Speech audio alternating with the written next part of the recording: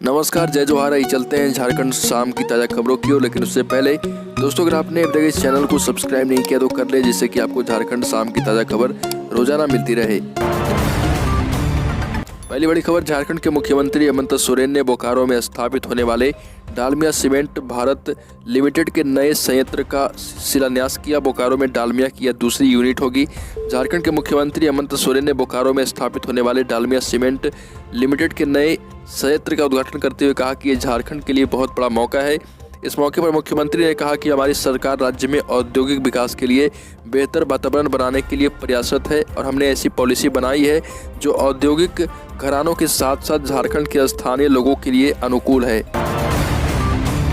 अगली खबर, झारखंड में ओमिक्रॉन की तीसरी लहर और नए वेरिएंट का सता रहा डर। टीकाकरण केंद्रों पर बढ़ चुकी है भीड़। कोरोना के नए वेरिएंट ओमिक्रॉन के डर से झारखंड में एक सप्ताह में वैक्सीन लेने वालों की संख्या अचानक बढ़ गई। लोगों में वैक्सीन लेने की होड़ मची है। पहले से ज़्यादा दूसरे डोज के लिए सेंटर में भीड़ उमड़ रही है। तीसरी लहर की आशंका व नए वेरिएंट ओमिक्रॉन को लेकर जिला स्वास्थ्य विभाग गंभीर है। बचाव के लिए जाँच व वैक्सीनेशन पर जोर दिया जा रहा। अगली खबर, झारखंड में कपड़ा उद्योग में 2000 लोगों को दिया गया रोजगार। सीएम हेमंत सोरेन बोले, युवाओं के हुनर को सम्मान दे रही राज्य सरकार। झारखंड के कपड़ा उद्योग इकाइयों में 2000 लोगों को रोजगार मिला है। इसमें 80% महिलाएं शामिल है। रांची जिला अंतर्गत और मांझी के कुल्ही में ये उद्घाटन किया गया है कपड़ा मिल का, और मौके पर सीएम हेमंत सोरेन ने चंदबे कुल्ही पथ का ऑनलाइन शिलान्यास भी कर दिया। अगली खबर, केंद्रीय चुनाव आयोग ने झारखंड सरकार को देवघर डीसी मंजूनाथ भजंत्री को तुरंत हटाने का आदेश दिया। आयोग के प्रधान सचिव राहुल शर्मा ने राज्य के मुख्य सचिव को भेजे पत्र में कहा है कि आयोग की बिना सहमति के इन्हें किसी जिले का डीसी या जिला निर्वाचन अधिकारी न बनाएं। भजंत्री पर 15 दिन में विभागीय कार्यवाही करने और मेजर पेनाल्टी के आरोप पत्र देने की भी हिदायत दी है। आयोग ने आदेश बीजेपी सांसद निशिकांत दुबे पर कराए गए 5 केस को गलत करार देते हुए मुख्य सचिव को दिया है। पर 6000 छात्रों का नामांकन अधर में अटक चुका है। बीएड में एडमिशन के लिए स्नातक एपियरिंग स्टूडेंट्स को नॉट एलिजिबल लिस्ट में डाला गया। झारखंड संयुक्त प्रवेश परीक्षा परिषद के माध्यम से राज्य के 136 बीएड कॉलेजों में एडमिशन लिया जाता है। स्नातक एपियरिंग स्टूडेंट्स को भी एडमिशन प्रक्रिया में शामिल होने का मौका दिया गया था, लेकिन इस साल एपियरिंग स्टूडेंट्स का रिजल्ट आने के बाद भी बीएड काउंसलिंग प्रक्रिया में शामिल नहीं किया गया है। इन छात्रों के आवेदन को नॉट एलिजिबल लिस्ट में डाल दिया गया है। इस कारण एपियरिंग स्टूडेंट्स में काफ़ी नाराजगी है। झारखंड के पलामू स्थित रेहला में 7 दिन पहले हुए लूटकांड का खुलासा हो गया। इस मामले में पुलिस ने 3 लोगों को गिरफ्तार कर जेल भेज दिया है। पुलिस ने बताया कि रेहला स्टेट बैंक से पैसे लेकर निकल रहे वृद्ध वजीर अहमद से अपराधियों ने 40,000 रुपये की लूट कर ली थी। इस मामले की जांच के लिए पुलिस अधीक्षक पलामू की ओर से 7 सदस्यीय कमेटी गठित की गई थी। इसका नेतृत्व अनुमंडल पुलिस पदाधिकारी विश्रामपुर कर रहे थे। टीम ने इस मामले में 3 लोगों को गिरफ्तार किया है। अगली खबर, 22,000 कर्मचारियों के साथ 1963 में शुरू हुई देश की मदर इंडस्ट्री एचईसी के पास कर्मचारियों को वेतन देने के पैसे नहीं हैं। 8 साल पहले 299 करोड़ रुपए का मुनाफा कमाने वाली कंपनी के पास आज सिर्फ 3400 अस्थायी कर्मचारियों अफसरों को वेतन देने तक के पैसे नहीं हैं। कर्मचारियों को 7 माह से तो अधिकारियों को 8 माह तक वेतन नहीं मिला है। कामगार बकाया वेतन के लिए 5 दिनों से हड़ताल पर हैं। राजधानी रांची में इस समय नेताओं की नेतागिरी उतर गई है, जब गाड़ियों पर लगे नेम प्लेट को हटाने के लिए DTO Praveen Prakash, traffic DSP Jitwahan Oraon और सार्जेंट मेजर रमेश मंडल ने संयुक्त रूप से जांच शुरू की है। प्रमुख पार्टियां झामुमो, कांग्रेस और बीजेपी के नेताओं की गाड़ियों से न सिर्फ नेम प्लेट हटाया गया बल्कि जुर्माना भी लगाया गया है। नेम प्लेट उतारने के क्रम में कुछ नेताओं ने विरोध किया। किसी ने सरकार का हवाला देकर अफसरों पर दबाव बनाने की कोशिश की, लेकिन डीटीओ ने किसी की फरियाद नहीं सुनी। केंद्रीय विधि मंत्रालय ने झारखंड सरकार से टीएसी के गठन में वहां के राज्यपाल के कई अधिकारों को नज़रअंदाज किया गया है। गवर्नर के अप्रूवल के बाद ही टीएसी सदस्यों के नाम नोटिफाई किए जा सकते हैं। सोमवार को भाजपा सांसद निशिकांत दुबे के सवाल के जवाब में जनजातीय मामलों के मंत्री अर्जुन मुंडा ने यह जानकारी दी है और कहा कि झारखंड सरकार को सूचित कर रहे हैं कि राज्यपाल के माध्यम से जनजातीय सलाहकार परिषद सही ढंग से गठित हो।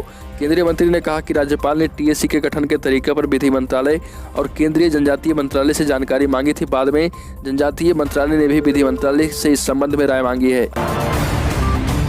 अगली खबर, झारखंड राज्य में पिछड़ों के आरक्षण पर विपक्षी दल भाजपा और आजसू पार्टी जहां लगातार मुखर है, सत्तारूढ़ कांग्रेस भी इसको लेकर सरकार पर लगातार दबाव बना रही है। सत्तारूढ़ 3 दलों कांग्रेस, झामुमो और राजद ने विधानसभा चुनाव 2019 में अपने घोषणा पत्र में उनकी सरकार बनने पर पिछड़ों को 27% आरक्षण देने का वादा किया था। 2019 के विधानसभा चुनाव से पूर्व अपने घोषणा पत्र में झामुमो ने राज्य के पिछड़ों को 27% आरक्षण देने का वादा किया था, लेकिन अभी तक पूरा नहीं किया गया। खबर, भारत में कोरोना का नया वेरिएंट ओमिक्रॉन दस्तक दे चुका है। इस कारण देश में तीसरी लहर की आशंका भी जताई जाने लगी है। इसको देखते हुए धनबाद में भी कोविड से निपटने की तैयारी भी तेज कर दी गई। हालांकि यह इंतजाम नाकाफी हो सकती है। धनबाद में मरीजों के लिए 30 सरकारी और प्राइवेट अस्पतालों में केवल 1495 कोविड बेड है। तीसरी लहर की स्थिति में कोविड मरीजों के लिए बेड समेत ऑक्सीजन व मैन पावर की क्या स्थिति होगी, इसको देखकर समझा जा सकता है। खबर, झारखंड में अब 2 नहीं 3 एक्सप्रेसवे सामने आया। पूरा प्लान, इन 6 जिलों को बहुत बड़ा फायदा होगा। भारतमाला परियोजना के तहत झारखंड में 2 एक्सप्रेसवे बन रहा। पहला उड़ीसा के संबलपुर से रांची तक और दूसरा छत्तीसगढ़ के रायपुर से गुमला रांची होते हुए धनबाद तक। इसके अतिरिक्त तीसरा रक्सौल हल्दिया एक्सप्रेसवे भी है, जो बिहार से चलकर झारखंड में प्रवेश कर पश्चिम बंगाल की हल्दिया तक जाएगा। इन तीनों एक्सप्रेसवे के बन जाने से धनबाद, बोकारो, रांची, गुमला, दुमका, खूंटी जैसे जिलों को सीधा फायदा होगा और यहाँ विकास की रफ्तार भी तेज होगी। अगली खबर, झारखंड के खनिजों को सीधे समुद्री मार्ग तक पहुंचाने का रास्ता नीति आयोग की बैठक में प्रशस्त हो गया।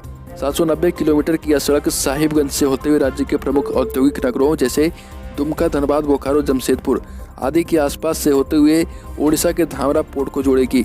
इससे एक बड़ा व्यापारिक मार्ग प्रशस्त होगा।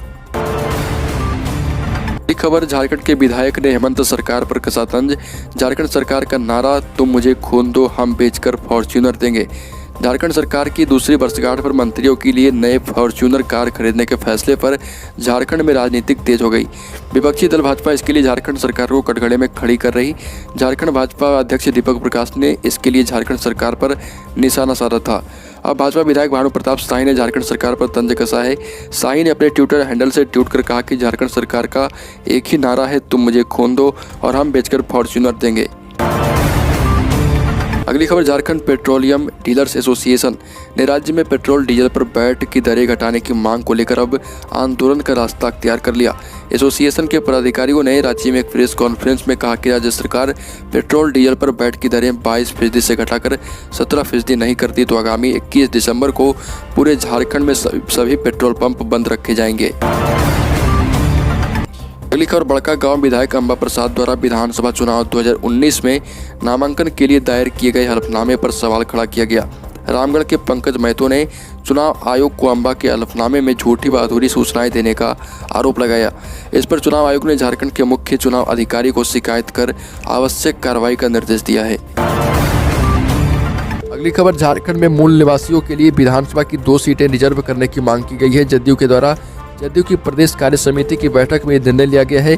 बैठक में प्रस्ताव लाया गया कि राज्य में माइनिंग पॉलिसी में बदलाव करते हुए उसे कृषि, शिक्षा, स्वास्थ्य और रोजगार से जोड़ा जाए। मूलवासियों के हितों की रक्षा के लिए हिमाचल प्रदेश की तर्ज पर अनुसूचित क्षेत्र में मूलवासियों के लिए 2 विधानसभा क्षेत्र आरक्षित किया जाए। साथ ही चतुर्थवर्गीय नौकरियों को प्रखंड स्तर पर उसी प्रखंड के लोगों के लिए आरक्षित किया जाए। प्रदेश जदयू की पहली कार्य समिति में कुल 22 प्रस्ताव पारित किए गए और यह भी तय किया गया कि 26 दिसंबर को राज्य के सभी 24 जिलों में एक साथ जिला कार्य समितियों की बैठक होगी। अगली खबर, झारखंड में कोविड के नए वेरिएंट ओमिक्रॉन